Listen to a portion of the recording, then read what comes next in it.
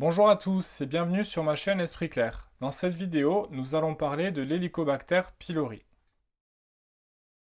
Alors tout d'abord, qu'est-ce que l'Helicobacter pylori? C'est une bactérie en forme de spirale qui se situe dans l'estomac. Elle a été découverte en 1980 par deux chercheurs australiens. On considère qu'il y a 50% de la population qui est touchée par cette bactérie. En France, on est plus à 10-15%. Dans la majorité des cas, les personnes vont même pas savoir qu'ils sont touchés par la bactérie et elle va être totalement asymptomatique. La particularité de cette bactérie, c'est que ce n'est pas elle qui va venir causer des dommages, mais plutôt l'environnement dans lequel elle se situe qui va accroître son niveau de nocivité. Ainsi, si la bactérie se situe dans un environnement stressant, où il y a un déséquilibre dans le microbiote, où on n'a pas une alimentation variée, c'est là qu'elle va proliférer et donc créer tout un tas d'effets négatifs. Concernant les symptômes, cela peut créer de la nausée, une sensation de lourdeur après un repas, des ballonnements et dans des rares cas, on peut aller jusqu'à l'ulcère, la gastrite et aussi des cancers. Comment détecte-t-on l'Helicobacter pylori?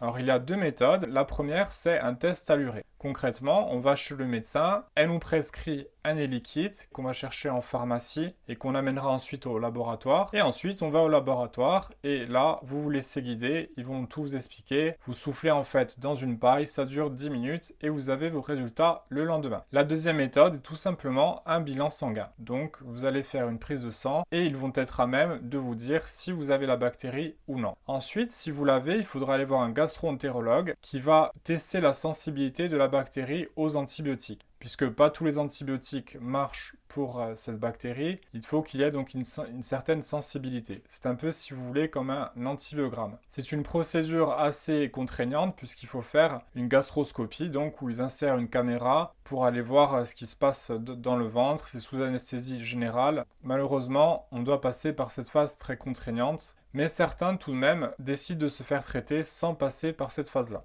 Alors, concernant les méthodes de traitement utilisées, il y a deux méthodes, la voie conventionnelle par antibiothérapie ou la voie naturelle. Moi, c'est celle qui m'intéresse le plus et c'est d'ailleurs la raison pour laquelle je fais cette vidéo. En effet, j'ai moi-même eu l'Helicobacter pylori et j'ai essayé les antibiotiques. Ça fait 2 ans et je m'en suis toujours pas remis puisque les effets secondaires ont été très forts et j'ai vraiment mal réagi à l'antibiothérapie. Donc nous allons parler maintenant de l'antibiothérapie et ensuite des méthodes naturelles. Alors l'antibiothérapie, elle est très lourde. On prend 3 antibiotiques, vous verrez des antibiotiques assez costauds, et il faut les prendre pendant 14 jours. À côté de ça, on prend un IPP qui est un inhibiteur de la pompe à protons. On le prend aussi dans le même délai, 10-14 jours. Donc c'est un traitement très lourd et beaucoup de gens vont abandonner au bout par exemple du 6-7e jour, puisque c'est un traitement qui vraiment est désagréable à prendre. D'ailleurs, il faut savoir que ce n'est pas sûr que l'on va éradiquer la bactérie. Il n'y a pas un taux de réussite à 100%. En effet, avec le temps, la bactérie a développé une antibiorésistance et donc c'est pour ça que les chercheurs se sont tournés vers d'autres méthodes naturelles pour traiter cette bactérie. Par exemple, ils considèrent que la prise de probiotiques en même temps que l'antibiothérapie va venir aider son éradication. Donc la bactérie est devenue en fin de compte très résistante et c'est ça qui fait toute sa difficulté. Alors je vais à présent vous parler des méthodes naturelles pour traiter la bactérie.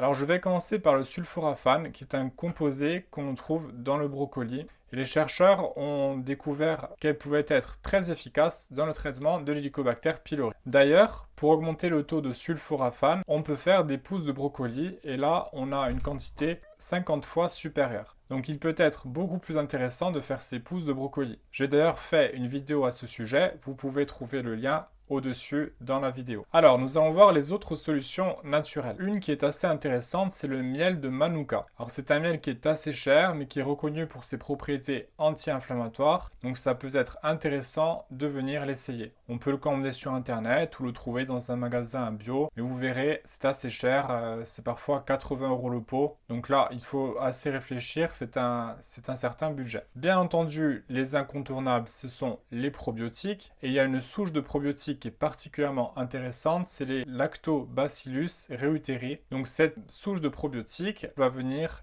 éradiquer la bactérie de l'Helicobacter pylori. Il y a ensuite le mastic de Chios. Alors c'est un produit que l'on trouve en Grèce et là aussi donc ça va avoir un effet très intéressant dans le traitement de l'Helicobacter pylori. On peut le prendre avec les probiotiques, avec le miel de Manuka. Vous pouvez les trouver dans des magasins bio ou vous pouvez les commander sur internet en gélules. Vous pouvez même les acheter tels quels, en massique, donc vous les prenez, vous les mettez dans la bouche, on mâche, et ça peut faire un bon travail. Aussi, il est intéressant de prendre des aliments qui ont beaucoup de bonnes bactéries. Donc on pense par exemple au kombucha, au kéfir, le fromage. Donc ces boissons-là et ces aliments-là vont venir apporter beaucoup de probiotiques dans notre flore intestinale et ça va venir rééquilibrer notre microbiote et par ainsi diminuer les effets nocifs de l'Helicobacter pylori. Vous voyez, on le disait tout à l'heure, ce n'est pas tant à la bactérie qu'il faut venir s'attaquer, mais plutôt venir traiter l'environnement dans lequel elle se situe.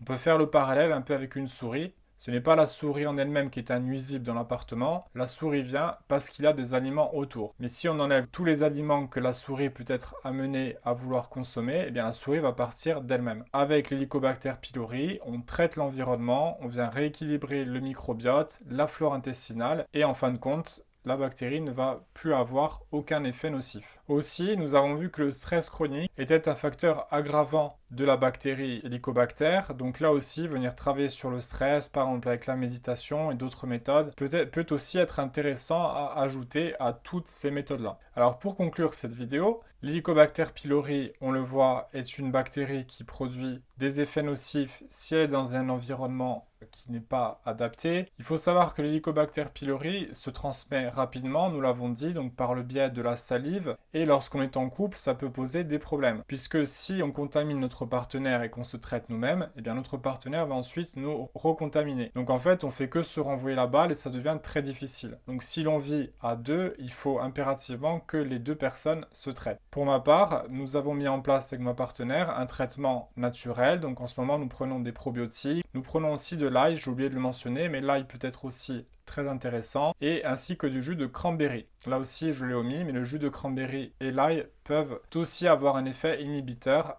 dans le traitement de l'Helicobacter pylori. Et toute cette panoplie-là va en fait faire une synergie et peut-être venir diminuer les effets de la bactérie. Donc voilà pour cette vidéo, j'espère qu'elle vous a plu. N'hésitez pas à laisser un pouce bleu, à vous abonner, à commenter, et moi je vous dis à bientôt dans de nouvelles vidéos. Au revoir.